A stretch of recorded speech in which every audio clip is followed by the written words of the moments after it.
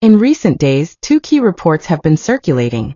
The first concerns Japan's provision of drones to Thailand, China's provision of drones to Cambodia, and South Korea's sale of ammunition and aircraft to Thailand, allegedly as part of efforts to prepare for operations targeting Hun Sen and Hun Manet.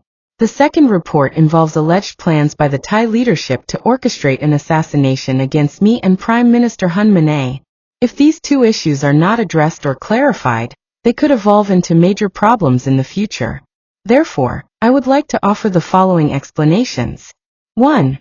On drones and military equipment.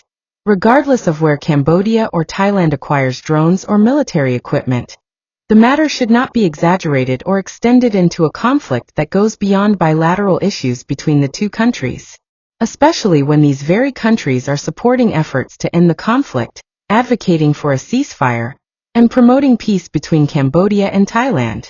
2. On the alleged assassination plot. The notion that Thai leaders are planning to assassinate me and Prime Minister Hun Manet is extremely difficult to believe. Even if the Thai leadership dislikes or disapproves of me or Hun Manet, it is unthinkable that they would stoop to such an immoral level as to conspire to kill us.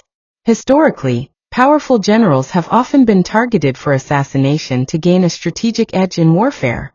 However, today's era is different. We now seek dialogue and mutual understanding to build peace.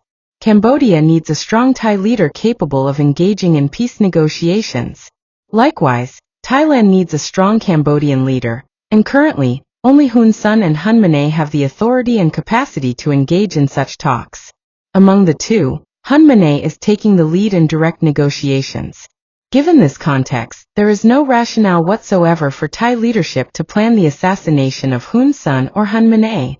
In fact, if either of us were truly killed at the hands of Thai leadership, it would certainly trigger the rise of tens of thousands, even millions of Hun Sens and Hun Manets across Cambodian soil, turning Thailand into an eternal enemy that would be impossible to appease. As for myself, and as for Hun Manet, we are not feeble frogs easily crushed. This is an additional explanation to affirm that Thai leaders are not planning the assassination of Hun Sen and Hun Manet.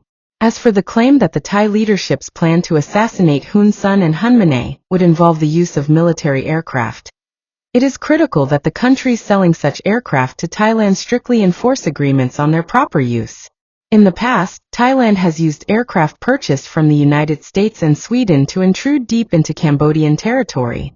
Cambodia does not object to Thailand's acquisition of military aircraft. However, we strongly urge that these aircraft not be used to conduct airstrikes into Cambodian territory, nor into the territories of Laos, Malaysia, or Myanmar, which are Thailand's neighboring countries.